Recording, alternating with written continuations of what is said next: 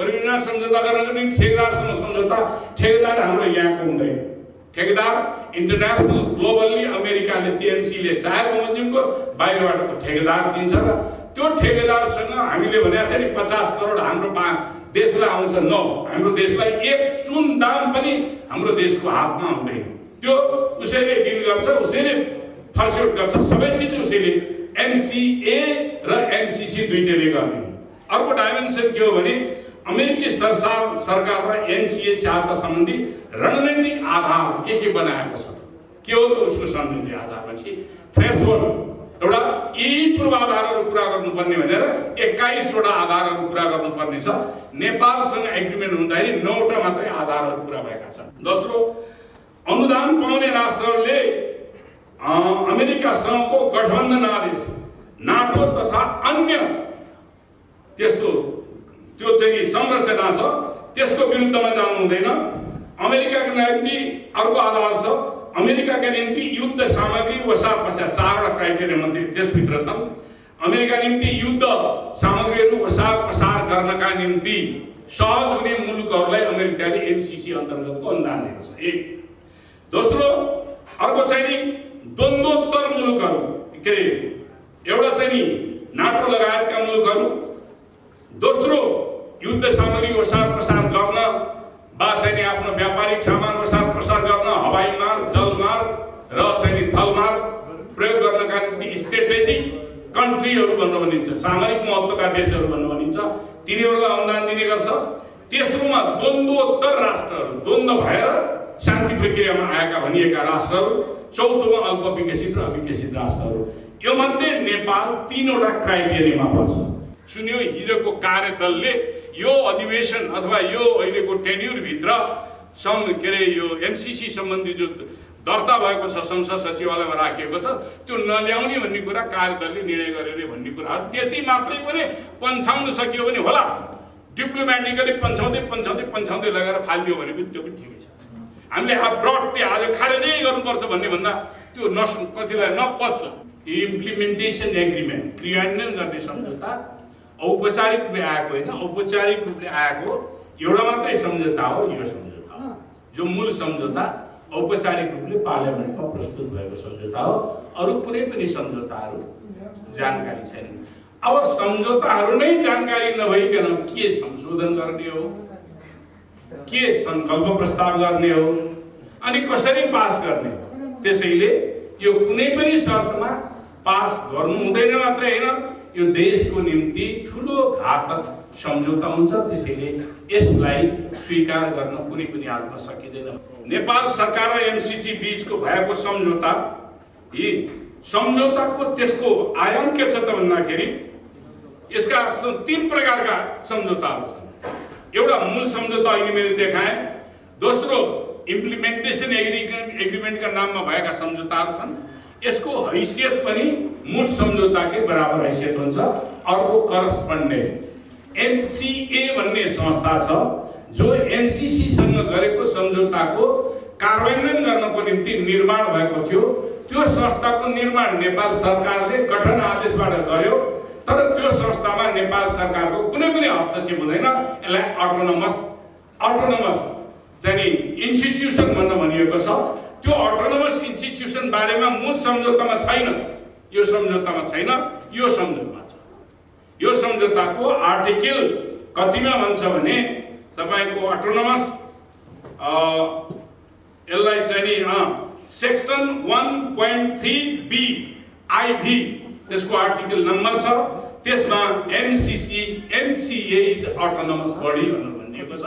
यसैलाई बेस बनाएर यसैले निकालेको निष्कर्षको आधारबाट ट्रान्समिसन लाइन र रोडमा एमसीसी सँग भएको सम्झौता प्रष्ट शब्दमा। अब यो नेपालका मान्छेहरूको छन् चिरञ्जीवी नेपाल, श्रीराम पौडेल, मीनबहादुर श्रेष्ठ, पुष्पलाल शाक्य, सुरवीर पौडेल, देवराज अधिकारी, भवानी ढुङ्गाना, हेमन्त दवाडी, दिनेश राज पन्त, हरिशंकर भट्टराई, यी नेपालका सरकारका अधिकारी र एक्सपर्टहरूलाई राखेर एउटा एमसीसी सँग मिलेनियम च्यालेन्ज कर्पोरेसनसँग गरिएको सम्झौता नेपालको राष्ट्रिय हितका विरुद्धमा छ। यो सम्झौता खारेज हुनुपर्छ, सदनबाट अनुमोदन हुनुहुँदैन। यो सम्झौता संशोधन पनि हुन सक्दैन, किनभने एक पक्षले गरेर संशोधन हुने होइन र अमेरिकी पक्षले यो सम्झौता संशोधन हुन सक्दैन, मूल सम्झौता संशोधन हुन सक्दैन भनेर उसले भनिसकेको छ। सहायक सम्झौताको संशोधनको औचित्य हुँदैन। दोस्रो, संसदबाट संकल्प प्रस्ताव पारित गरेर यसलाई राष्ट्रिय हित अनुकूल बनाइन सकिन्छ भन्ने कुराहरू यो चाहिँ नि अलि अपशब्द होला, यो मुद्दाको न्यानो मात्रै हो। त्यसकारणले यो केही पनि हुन सक्दैन। त्यसैले यो सम्झौताको खारेजी बाहेक अर्को विकल्प छैन। तपाईँहरूका बिचमा मैले यतिका यहाँ सामग्री लिएर आएँ। म यो सामग्रीबाट तपाईँहरूलाई कुरा राख्न सक्दिनँ, किनभने मैले देखाउन मात्रै ल्याएको। अब देखाउन मात्रै ल्याउँदाखेरि अब यसमध्येको थोरै मात्रै डकुमेन्ट छ, दर्जनभन्दा बढ्ता। अहिले लास्टमा भन्नुभयो कि उपसम्झौताहरू आधा दर्जन भन्नु, आधा दर्जनभन्दा बढी, 1 दर्जनभन्दा बढी छ। 1 दर्जनभन्दा बढी मध्येको एउटा मात्रै मसँग आइपुगेको छ। यो औपचारिक रूपले आएको पनि होइन। इम्प्लिमेन्टेसन एग्रिमेन्ट, क्रियान्वयन गर्ने सम्झौता औपचारिक रूपले आएको होइन। औपचारिक रूपले आएको एउटा मात्रै सम्झौता हो यो सम्झौता, जो मूल सम्झौता औपचारिक रूपले पार्लियामेन्टमा प्रस्तुत भएको सम्झौता हो। अरू कुनै पनि सम्झौताहरू जानकारी छैन। अब सम्झौताहरू नै जानकारी नभइकन के संशोधन गर्ने हो, के संकल्प प्रस्ताव गर्ने हो, अनि कसरी पास गर्ने हो। त्यसैले यो कुनै पनि शर्तमा पास गर्नु हुँदैन मात्रै होइन, यो देशको निम्ति ठुलो घातक सम्झौता हुन्छ। त्यसैले यसलाई स्वीकार गर्न कुनै पनि हालतमा सकिँदैन भन्ने निष्कर्षका साथ म यहाँसँग अरू धेरै व्याख्या विश्लेषण गर्न आएको छैन। मैले यसलाई केही आयामहरू, यो सम्झौताका केही आयामहरू बाँडेको छु। जस्तो सम्झौता एमसीसी के हो, पहिले त्यसरी जानु पर्यो।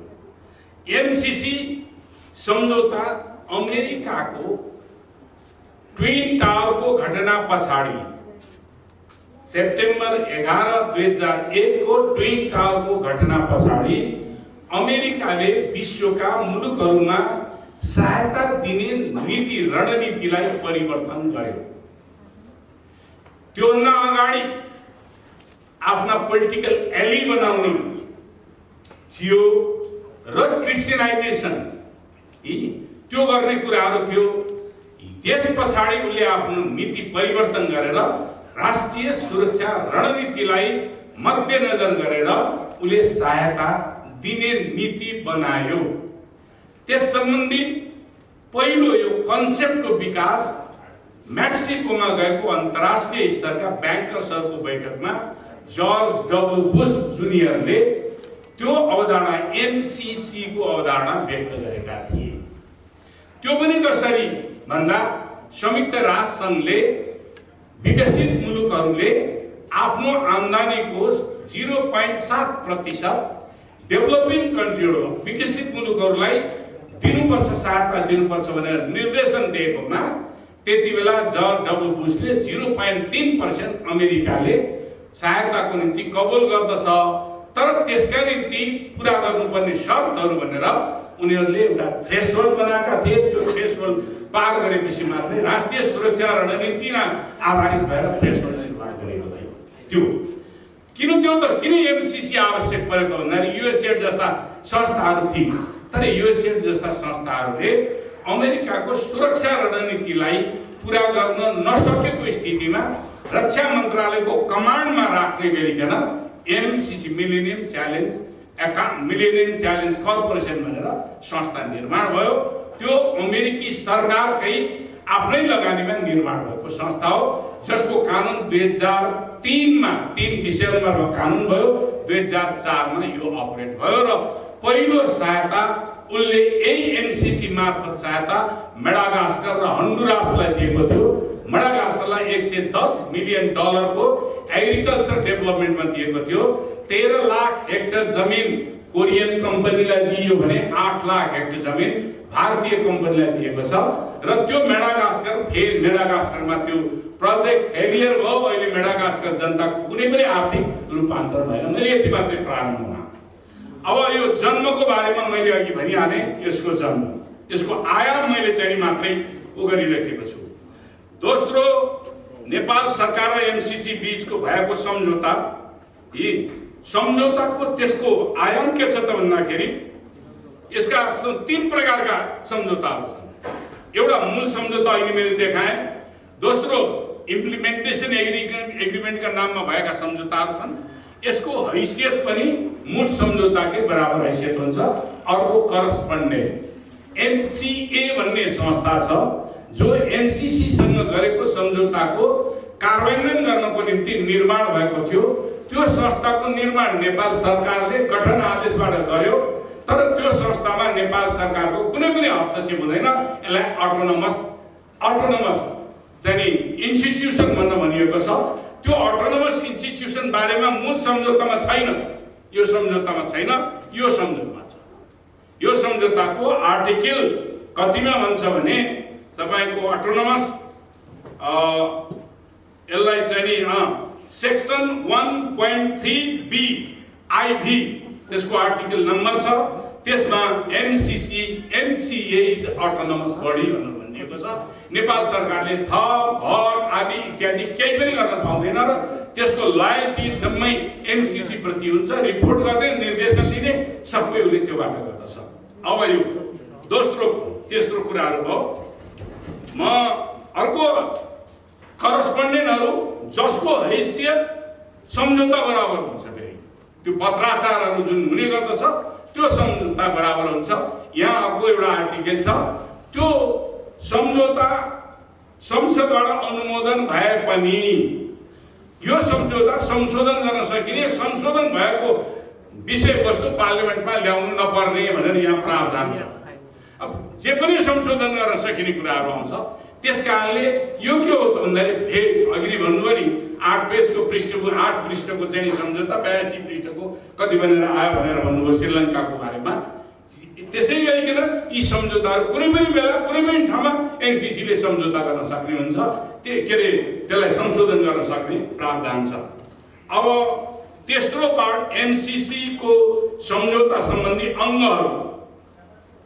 अङ्गहरू के छन् भन्दाखेरि 2टा अङ्ग हो। एमसीसी र मिलेनियम च्यालेन्ज एकाउन्ट र परियोजना सञ्चालन सम्बन्धी कार्य ठेकेदारहरूसँगको सम्झौता। फेरि अर्को छ परियोजना सम्झौता गर्न पनि ठेकेदारसँग सम्झौता।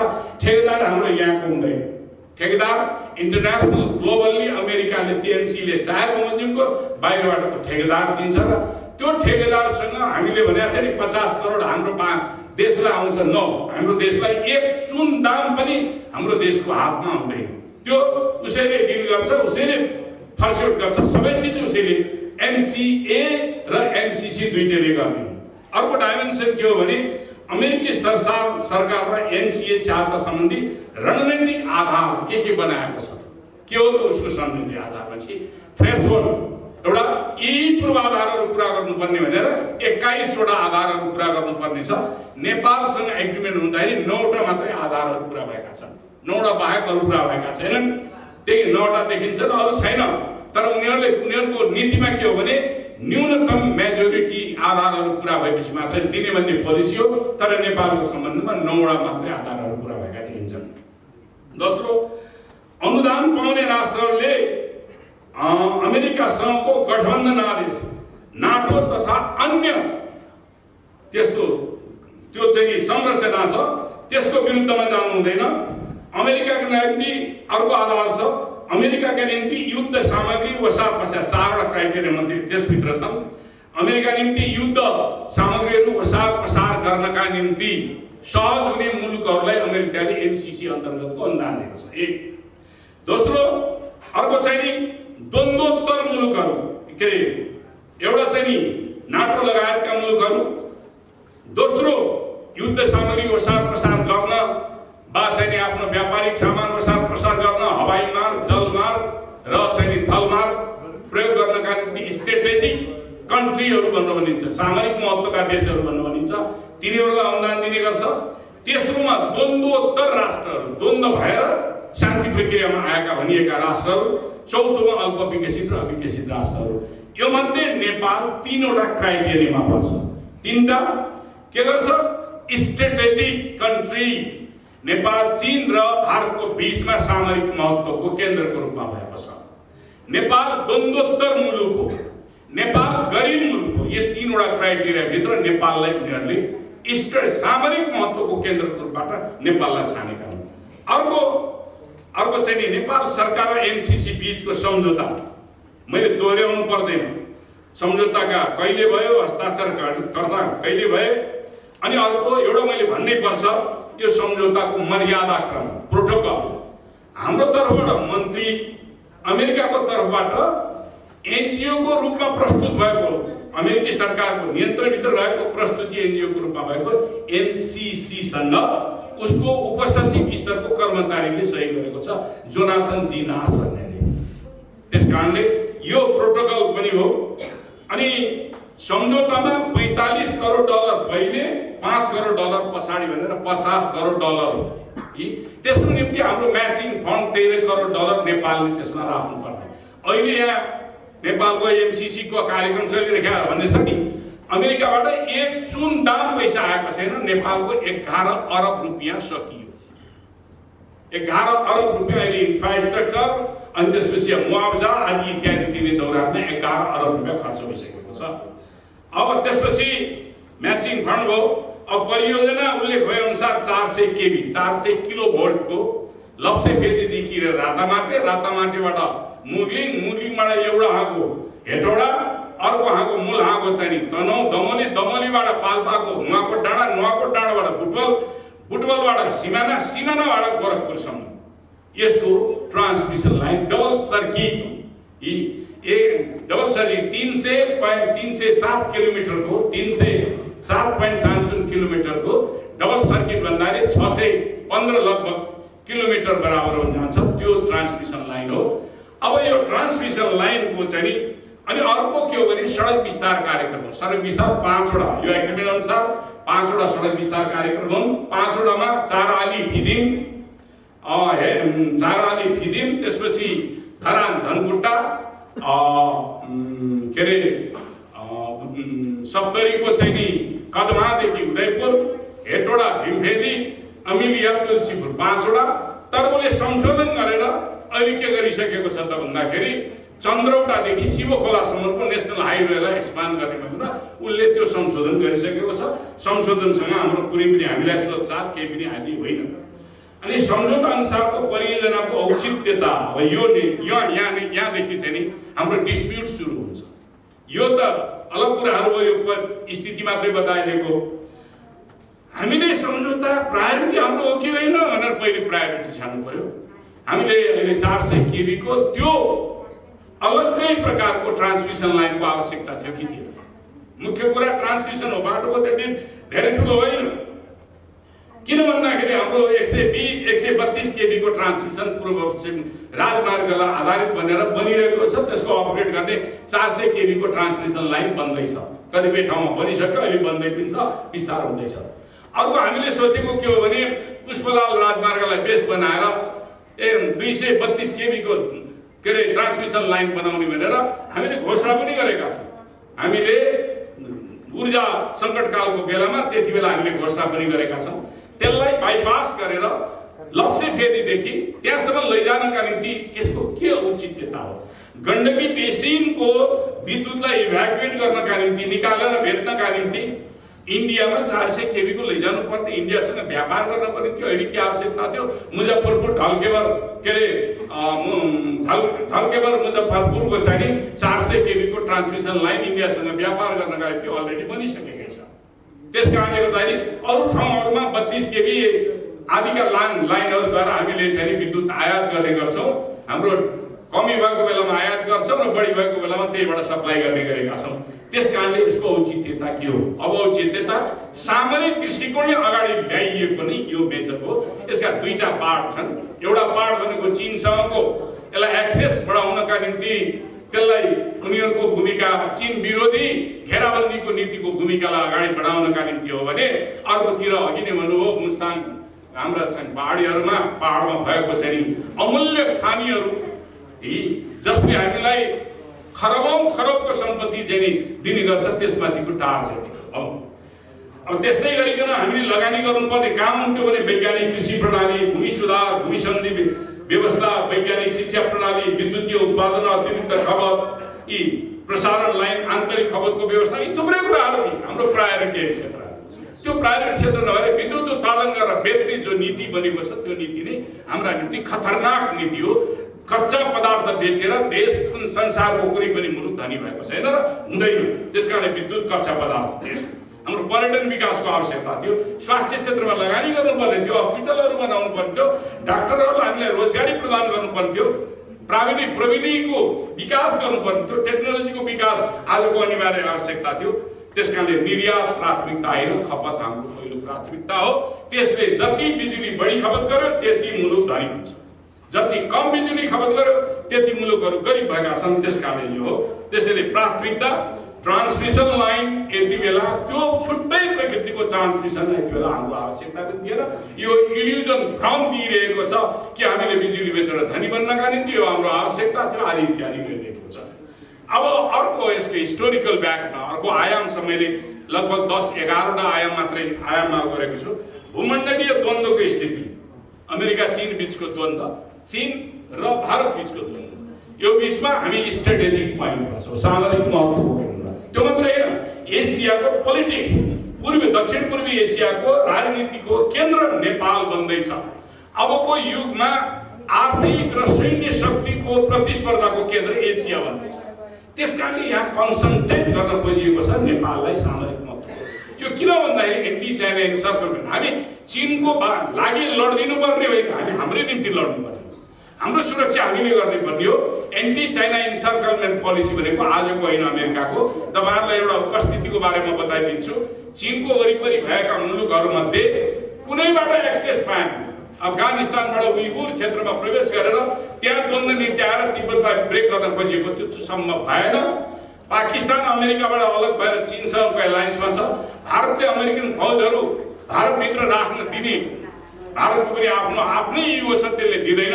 योभन्दा जानुहोस् के अरे बर्मामा गएर, बर्मामा त्यहाँको सरकारसँग अहिले जुन्ता सेना र त्यहाँको राज्य चीनसँगको नजिक छ। त्यहाँ चाहिँ नि आङ सान सुकी अमेरिकी पश्चिमाहरूले उचालिरहेका हुन्, त्यहाँ पनि सम्भव भएन। थाइल्यान्डमा जानु, रेड टी सर्ट मुभमेन्ट चलाइएको थियो। थाइल्यान्डको राजा र त्यहाँको सेना उनीहरूले जोइन्ट मिलिट्री अपरेसन गरेका छन् चिनियाहरूसँग, त्यसकारणले त्यो सम्भव भएन। त्यहाँबाट प्रवेश पनि सम्भव भएन। लाओसमा जस्तो लगानी चीनले जस्तो लगानी अरूले गरेका छैनन्, सुन खानीहरूमा चिनियाहरूको लगानीहरू छन्, त्यहाँ पनि सम्भव भएन। भियतनाम वारको बेलामा स्वयं अमेरिकी के अरे माओका छोराले त्यहाँ बलिदान गरेका थिए। त्यसकारणले भियतनामले अमेरिकीहरूलाई एक्सेस दिएर चीन विरोधी गतिविधि गर्ने स्थिति थिएन। हङकङ प्रयत्न गरेको थियो, हङकङमा अहिले चाहिँ नि चीनले आफ्नो नियन्त्रणमा ल्यायो। अब ताइवानलाई उचाल्न खोजिरहेको छ। त्योभन्दा उत्तरतिर कोरियाको सम्भव भएन। त्यसैले दक्षिण कोरिया पनि सिधै चीनसँगको टक्कर दिने स्थितिमा नभएर कमजोर कडी नेपाल, त्यसकारणले नेपालबाट प्रवेश गरेर गरेको। यसको हिस्ट्रीमा जाने हो भने अघि सुरेन्द्रजीले भन्नुभयो, ठिक हो, 2031 सालमा खम्बा विद्रोह भएको थियो। खम्बा विद्रोहको भएको खम्बाहरूलाई चिनियाहरूले त्यहाँभित्र विद्रोह तिब्बतमाथि प्रवेश गर्न खोज्दैछन् भनेर चिनियाहरूले वार्ड गरे।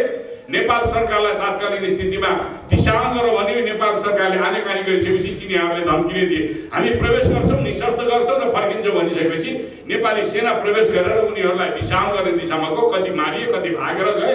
त्यसको नेता वाङदी लामा दार्चुलामा गएर मारिएको थियो। अब यसको निम्ति रेफरेन्स एउटा जरुरी छ, तपाईहरुले हेर्नु होला। यही शीत युद्धका टुराहरू भन्ने एउटा किताब छ, के नाउस भन्नेले लेखेको किताब हो। जुन किताबमा मुस्ताङमा सिआइएले के भूमिका निर्वाह गरेको थियो भन्ने कुराहरूको उल्लेख गरिएको छ। र त्यति बेला राजासँग सिआइएले मुस्ताङलाई अटोनोमस रिजन बनाइदियो भनेर माग गरेको थियो र त्यहाँ हाम्रो गतिविधि गर्नुहुन्थ्यो भनेपछि राजाले त्यति बेला इन्कार गरेको हो। इन्कार गरिसकेपछि फर्केर गएको हो। यो स्थिति थियो। त्यसकारणले हिजैदेखि त्यो कडीलाई प्रयोग गरेर चीन विरोधी गतिविधि गर्ने अखडा बनाउन खोजिरहेको अमेरिकाहरूको एउटा चाहिँ सामरिक त्यतिबेला मुस्ताङमा त्यतिबेला कब्जा गरेको हतियार जो टुडी खेलमा प्रदर्शन गरिएको थियो इटालियन र अमेरिकन हतियारहरू थिए। कसरी पुग्यो त भन्दाखेरि त्यतिबेला हाम्रो सीता पाइलामा एउटा सानो एयरपोर्ट थियो पहिले, जहाँबाट सानो हेलिकप्टरहरू बस्ने आदि इत्यादि गर्दा त्यहाँबाट एयरलिफ्ट गरेर पुर्याएको देखिन्छ। त्यसकारणले अरू सामरिक दृष्टिकोणले त तपाईँ चीनको राष्ट्रपति आउने बेलामा सम्पूर्ण गुम्बाहरूमा सेना लगेर त्यहाँबाट कसैलाई निक्लन नदिएको कारण के थियो यो कुरा पनि हेरौँ न। त्यसकारणले यो पृष्ठभूमिमा हामीले उसको पक्षमा उसको हितको नै हाम्रो राष्ट्रिय स्वतन्त्रता र सार्वभौमिकता जगेर्ना गर्नका निम्ति हामीलाई प्रयोग गरिन्छ र नेपाल एउटा कमजोर खडे अहिले तीनवटा फ्याक्टरमा हामी द्वन्द्वोत्तर पनि हौँ, हामी चाहिँ गरिब पनि हौँ, हामी सामरिक महत्त्वको केन्द्रको ठाउँमा परिरहेका मुलुक पनि भएको हुनाले त्यो महत्त्वलाई ध्यानमा दिएर अमेरिकाले यहाँ उ गर्न खोजेको छ। अब त्यस पछाडि हिस्ट्री हेर्नुभयो भने त एसिया पेसिफिकदेखि लिएर आसियानसम्म, त्यसपछि चीन र रुसको द्वन्द्व, सैद्धान्तिक द्वन्द्व, त्यसपछि रुसको विघटन, चीनको खुल्ला नीति, 2000 मा आइसकेपछि चीन सबभन्दा संसारको विकसित राष्ट्र बन्ने आकांक्षा, शक्तिशाली राष्ट्र बन्ने आकांक्षा, यी सबै कुराले अमेरिका एउटा त्रसित भइरहेको छ। अमेरिकाको डिक्लाइनिङ पावरका कारणले गर्दाखेरि चीनलाई कसरी विखण्डन गर्न सकिन्छ, रुस विखण्डन भयो, चीनलाई कसरी विखण्डन गर्न सकिन्छ भन्ने स्ट्राटेजी अन्तर्गत नेपाललाई प्रयोग गर्न खोजेको छ। त्यसले नेपालको सार्वभौमिकतालाई खतम गरिदिन सक्छ यो कुराहरू। त्यसपछि एनसीसी र आइपीएस सम्बन्ध, इन्डो पेसिफिक स्ट्राटेजीका बारेमा मैले धेरै व्याख्या गर्नु पर्दैन। मैले भने अघि नै भने इन्डो पेसिफिक स्ट्राटेजी एमसीसी, मैले योभन्दा धेरै पहिले भनेको यो नयाँ east India new east India company भनेर जो अहिले सन्तोषीले भन्नुभयो त्यो धेरै पहिले नै न्यू ईस्ट इन्डिया कम्पनीको रूपमा प्रवेश गरिरहेको छ। यसबाट हामी मुक्त हुन सक्दैनौँ। त्यो यदि हामी मुक्त भएन भने हामी उपनिवेशको रूपमा रहनुपर्ने स्थिति आउँछ। अर्को अमेरिकी अधिकारीहरूका भनाइ के हो त यसको रिलेसन के हो भन्ने कुराहरू मैले दोहोऱ्याउनु पर्दैन। पटक पटक उनीहरूले भनेका छन् यो एमसीसी आइपीएस को महत्त्व। अब आइपीएस हाम्रो संविधानको विपरीत छ, हाम्रो फरेन पोलिसीको विपरीत छ। आइपीएस मा हाम्रो इन्भल्भमेन्ट, आइपीएस को कहिले इन्भल्भमेन्ट भयो भने 2018 डिसेम्बरमा केपी ओलीको नेतृत्वमा सरकार भइरहेको बेलामा प्रदीप गेवाली अमेरिका जानुभयो। अमेरिका गइसके पछाडि उहाँले आइपीएस मा एग्री गरेर आउनुभयो। त्यहाँ सिग्नेचर गर्नु पर्दैन, त्यो एग्रिमेन्ट बाइ अलायन्समा सामेल हुनुको निम्ति सिग्नेचर गर्नु पर्दैन। त्यहाँ त्यसको निम्ति एक्सेप्टेन्स हामीले स्वीकार गर्यौँ, हामी त्यसमा सामेल हुन्छौँ भनिदिएपछि पुग्दछ। सरकारले त्यति बेला आएर परराष्ट्र मन्त्रीले सिग्नेचर गरेको हो, हामीले सहमति जनाएको भन्दाखेरि होइन भनेर ढाँट्नुभयो र सन् 2019 जुन 1 मा प्रकाशित प्रतिवेदन इन्डो पेसिफिक स्ट्राटेजीको यो प्रतिवेदन जो पेन्टागनले निकालेको प्रतिवेदन, त्यसमा नेपाल लगायतका एसियाका 12 नेपाल बाहेक एसियाका 12 कन्ट्रीहरू चाहिँ नि सामेल भएका छन्। Recently Nepal and Sri Lanka added भनेर उनले रिपोर्ट दिइसके पछाडि त्यहाँबाट बोली बन्द भएको हो। त्यसकारणले आइपीएसमा इन्भल्भमेन्ट हाम्रो सुरक्षा रणनीति, आफ्नै सुरक्षा रणनीति र हाम्रो परराष्ट्र नीति पञ्चशीलका सिद्धान्तको विपरीत छ। त्यसकारणले यो संविधान कानुन हाम्रो सबै कुराहरूको विपरीत छ। यो एउटा यसको रिलेसनको कुराहरू हो। यो चाहिँ नि ग्लोबल स्ट्राटेजी अन्तर्गत 4वटा कन्ट्रीहरू मिलेर सुरुवात गरेका हौँ। अहिले लगभग आइपीएस अन्तर्गत लगभग 59 देशहरू इन्भल्भ गर्न थालिरहेको छ। यो स्थितिमा त्यसले त्यो अर्को के हो त भने 2017 मा इन्डो पेसिफिक स्ट्राटेजी भनेको 2017 मा आएको। यसको कन्सेप्ट भारतीय भूतपूर्व सेना जल सेनाका क्याप्टेन गुरप्रीत खुराना भन्नेले यसको कन्सेप्ट 2008 मा निकालेका थिए। 2017 मा अमेरिकाले यसलाई बोन गरेर आफ्नो फरेन पोलिसी, आफ्नो सेक्युरिटी पोलिसीको निम्ति यसले यो निर्माण गरेर लगिरहेको छ। त्यसका भारत, अमेरिका, अस्ट्रेलिया र जापान 3-4वटा मिलेर आइपीएस इन्डो पेसिफिक स्ट्राटेजी निर्माण गरेका थिए। त्यो निर्माण गरिसकेपछि उनीहरूले यो भित्र अब ग्लोबल पोलिटिक्समा उनीहरू आफ्नो सैन्य शक्ति, मुख्य रूपले सैन्य गठबन्धन, दोस्रो आर्थिक, तेस्रो व्यापार, चौथो चाहिँ सूचना आदान प्रदान गर्ने, यी 4वटा उद्देश्यका निम्ति आइपीएस को प्रयोग भएको छ। त्यसकारणले त्यसमा हाम्रो मुलुकलाई प्रयोग गर्नु भनेको हाम्रो छिमेकीहरूसँगको सम्बन्धलाई दूर बनाउनु, हाम्रो सुरक्षाको चासो इन्डियाले राख्न सक्छ, हामीसँग चीनले राख्न सक्छ, तर 8000 माइल टाढा भएको अमेरिकाको सुरक्षाका बारेमा हामीले कुनै पनि चिन्ता गर्नुपर्ने जरुरी पनि छैन, हामीसँग सरोकारको विषयवस्तु पनि होइन। यो कुराहरूलाई ध्यान दिउँ अवश्य। त्यसै गरिकन सम्झौताले नेपालको कानुन र संविधानको राष्ट्रिय स्वाधीनता र सार्वभौमिकतामाथि चुनौतीका कुराहरू, त्यसका सम्झौताका दफाहरू छन्। यो मैले दफाहरू बारेमा मैले व्याख्या गरेँ, थुप्रै दफाहरू छन् जसले सबैभन्दा डेन्जरस दफा, यी थुप्रै दफाहरू मध्ये पनि 2-3टा दफालाई हामीले एकछिन सबभन्दा डेन्जरको रूपमा, एउटा दफा यो अन्तर्राष्ट्रिय कानुनको मातहतमा ल्याइएको सम्झौता, अन्तर्राष्ट्रिय कानुनको मातहत हुँदै हुन्न सम्झौता।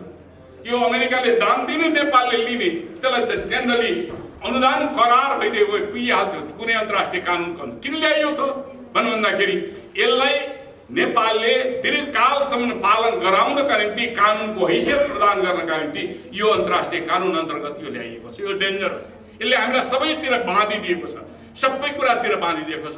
दोस्रो, यही अन्तर्गत दफा 7.1 छ। दफा 7.1 मा यसै अनुसारको सबै अर्को पनि छ। दफा 7.1 ले के भन्छ? यससँग बाजिएको हदसम्म नेपालका कानुनहरू सबै अमान्य छन्, बाजिएको हदसम्म अमान्य। हाम्रो कानुन 4वटा छन्, संविधान, ऐन, के अरे सरकारले बनाउने नियमावली, सर्वोच्च अदालतको आदेश, यी 4वटा चिज कानुनहरू छन्। यो 4वटै कानुनभन्दा यो एग्रिमेन्ट माथि छ। त्यसकारणले हाम्रो सार्वभौमतामाथि चुनौती खडा गरिसकेको छ। त्यसैले यो कुरा कसरी हामी स्वीकार गर्न सक्छौँ? अर्को तेस्रो प्रश्न हो एक्विजिसन, ल्यान्ड एक्विजिसन। भूमि अधिग्रहण गरिसकेपछि त्यो भूमिमाथि अमेरिकन स्वामित्व रहन्छ, सेक्युरिटी पनि उसले, र त्यो अनन्तकालसम्म रहन्छ। जो अघि दफा पढेर सुनाउनु त्यही नै हो। यो 5 वर्षको लागि भनेको छ, 5 वर्षको लागि होइन, 5 वर्ष प्लस 120 दिन पनि छ। त्यो अतिरिक्त केही दफाहरू प्रोजेक्ट रहेसम्म ती दफाहरू कायम रहन्छन्। त्यसको भन्नुको मतलब त्यसमा एमसीसी को नियन्त्रण भइरहन्छ। हाम्रो देशमा अमेरिकी कानुन हुन्छ, अमेरिकी कानुन लागू हुन्छ। त्योभित्र काम गर्नेले, कानुन नलाग्ने, यी कुराहरू त धेरै, यी चाहिँ तफसिलका कुरा भने पनि हुन जान्छ। अर्को पनि महत्त्वपूर्ण छ। हाम्रो मुलुकले अरू मुलुकसँग गर्यो सम्झौता भने, यदि एमसीसी सँग गरेको सम्झौताको कुनै पनि पार्ट बाजियो भने अरूसँग मुलुकको चाहिँ गरेको सम्झौता खारेज हुन्छ। ल हेर्नुहोस्, हाम्रो आफ्नो इन्डिपेन्डेन्सी रह्यो कि रहेन? हामीले चीनसँग गर्ने कि नगर्ने, बिआरआई गर्ने कि नगर्ने, बिआरआईमा प्रोजेक्ट चलाउने नजाने, इन्डियासँग अथवा कोरियासँग अथवा कुनै पनि मुलुकसँग हामीले थर्ड कन्डिसन गर्न पाउने कि नपाउने, यसले रोकिदिएको छ। त्यसैले हाम्रो सोभरेन्टीको एगेन्स्टमा भएको कारणले गर्दाखेरि यो सम्झौता हाम्रो निम्ति कुनै पनि शर्तमा हुँदैन।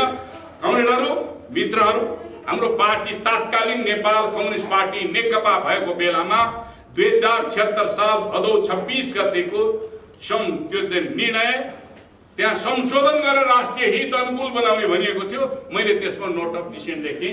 यो कुराहरू मेरो निम्ति मान्य छैन, किनभने संशोधन हुँदैन र ओरिजिन नै बेठिक भएको कारणले यसको संशोधनको औचित्यता नै छैन भनेर यो खारेज हुनुपर्छ भनेर मेरो नोट अफ डिसिजन रहेको थियो। म त्यसमा फर्म आफ्नो विचारमा छु र म दृढतापूर्वक भनिरहन्छु।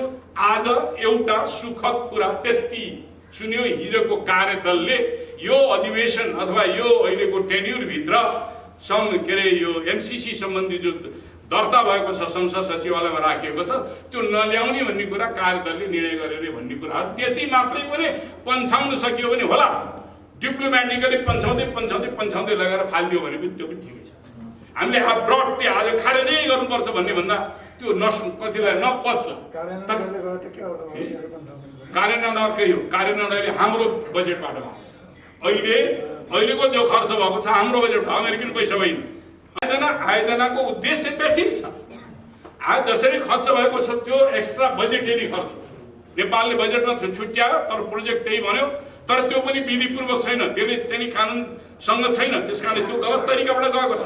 तर यो एग्रिमेन्ट ब्रिज भएर अमेरिकनहरू यहाँ आएनन् भने त हामीले खोजेको त्यही हो। मूल कुरा त्यही हो। हाम्रो राष्ट्रिय सार्वभौमिकताको जगेर्न खोजेको हामीले प्रोजेक्ट त हामीले चलाउन सक्छौँ नि, कुनै पनि प्रोजेक्ट चलाउन सक्छौँ। तर अहिले हामीलाई त्यो प्राथमिकता होइन भनेको। त्यो किन उद्देश्य, के उद्देश्य छ, रणनीतिक उद्देश्यहरू धेरै छन्। ती कुराहरूको बारेमा अहिले हामी डिटेलमा सक्दैनौँ। त्यसैले कमरेडहरू, यो आयोजनाको सम्बन्धमा अथवा यो परियोजनाको सम्बन्धमा, यो सम्झौताको सम्बन्धमा हामीले जसरी यसका बारेमा हाम्रा आफ्ना धारणाहरू अगाडि राखेका छौँ, यसलाई जनमतबाट यसलाई हामीले जति सके जनमतबाट जति सके यसलाई पपुलराइज गर्न सक्यो, जनताको बिचमा पुर्याउन सक्यो त्यति हुन्छ। उनीहरूले यो 50 करोड डलर सी जिनपिङ, त्यस पछाडि सी जिनपिङ यहीँ आउँदाखेरि 65 अरब डलर 65 अरब रुपियाँ तुल्ने भन्दा निर्मित घोषणा गरेको। सोल्टीमा भएको उसमा चाहिँ के अरे रात्रि भोजमा उनले घोषणा गरेका थिए 65 अरब रुपियाँ नेपालले आफ्नो प्रोजेक्टको निम्ति गरोस्, के छान्ने हो प्रोजेक्ट गरोस्, तर यसको दुरुपयोग हुन काम गरेर देखाऊ भनेको थियो उनले। कुरा धेरै होइन, काम धेरै गरेर देखाऊ भनेर उनले भनेका थिए। त्यस कारणले कुरा होइन, काम गरेर देखाऊ। त्यस कारणले राष्ट्रिय स्वतन्त्रता र स्वाधीनताको कुरो जनताको तहमा बुझाउनु पर्ने जरुरी छ। सरल भाषामा एमसीसी किन बैठी भन्ने कुरा बुझाउने। अरूले के भन्छ नि विकास विरोधी भनेर प्रचार गरिरहेका छन् यिनीहरूले। विकास विरोधी होइन, हामीले हाम्रो विकास गर्नका निम्ति करप्सन कन्ट्रोल गर 62 अरब रुपियाँ उसको चाहिँ नि कर असुल्नै बाँकी छ, के अरे एनसेल। यसको 50 करोड डलर जसको अहिलेको भाउमा चाहिँ गर्ने भने 68 अरब रुपियाँ हुन्छ, 62 अरब चाहिँ एनसेलकै छ, करै असुल्नु थुप्रै बाँकी छ। 50 करोड होइन 50 अरब यदि हामी करप्सन कन्ट्रोल गर्ने दिशामा गयौँ र मुलुकलाई ठिक सुशासन दिने दिशामा जान सक्ने त्यो कमिटमेन्ट गर्ने हो भने 50 अरब डलर हामीले यही उत्पादन गर्न सक्छौँ। अरूको दास बन्नुपर्ने स्थिति हुन सक्दैन। यो हामीले बनाएको प्रोजेक्ट हो, हामीले रोजेको भन्छ नि कमरेडहरू। यो नेपाल ग्रोथ डायग्नोस्टिक रिपोर्ट हो। यसमा नेपाली टिमका मान्छेहरू छन् र यहाँ प्रष्ट हाम्रो सचिव अर्थ सचिवले के भनेका छन् हेर्नुहोस् है। This analysis will be used for resource for designing the MCC program as well as for initiating various policy and institutional reforms in the relevant sector। हाम्रो अर्थ सचिव पहिले तात्कालीन अवस्था 2007 मा को अर्थ सचिव हो भने शान्तराज सुवेदी हुनुहुन्छ। उहाँको छाप त वामपन्थी छ, तर यसमा रहेका सुन्नुहोस् फेरि, यसमा रहेका प्रतिनिधिहरू नेपाल सरकारको तर्फबाट प्रतिनिधिहरू थियो। यो रिपोर्ट तयार पार 2011 बाट सुरु भएर 14 मा यसको रिपोर्ट प्रकाशित भएको। यसैलाई बेस बनाएर यसैले निकालेको निष्कर्षको आधारबाट ट्रान्समिसन लाइन र रोडमा एमसीसी सँग भएको सम्झौता प्रष्ट शब्दमा। अब यो नेपालका मान्छेहरूको छन् चिरञ्जीवी नेपाल, श्रीराम पौडेल, मीनबहादुर श्रेष्ठ, पुष्पलाल शाक्य, सुरवीर पौडेल, देवराज अधिकारी, भवानी ढुङ्गाना, हेमन्त दवाडी, दिनेश राज पन्त, हरिशंकर भट्टराई, यी नेपालका सरकारका अधिकारी र एक्सपर्टहरूलाई राखेर एउटा। अब त्यसको सँगसँगै लिड एजेन्सी स्वतः भन्छ के भने United State government led agency millennium challenge कर्पोरेसनका कुन मान्छे छन् त? यहाँ 8 जना मिलेनियम एमसीसी का मान्छेहरू प्रतिनिधिहरू छन् र युएस रेड र एमसीसी का प्रतिनिधिहरू छन्। यसले यसको परामर्शमा बनेको यो रिपोर्ट हो। यो रिपोर्ट कन्ज्युमर सोसाइटीको हिसाबबाट लिबरल इकोनोमी, पुँजीवादी अर्थव्यवस्थाको मोडालिटीमा विकास गर्न बनेका छ। हाम्रो संविधानको स्पिरिटको अगेन्स्टमा, संविधानमा पनि समाजवाद उन्मुख समाज भनेको छ, त्यो दिशामा यो जाँदैन। त्यसैले यसैको आधारबाट यो प्रोजेक्टको एग्रिमेन्ट भएको छ। यो मैले यो अहिले सायद अरू कसैले भनिरहेका छैन, यो सरकारी तथ्यबाट पाएको होइन, मैले अर्कै तरिकाबाट प्राप्त गरेको। हवस्, धन्यवाद। समाजको आवाज.com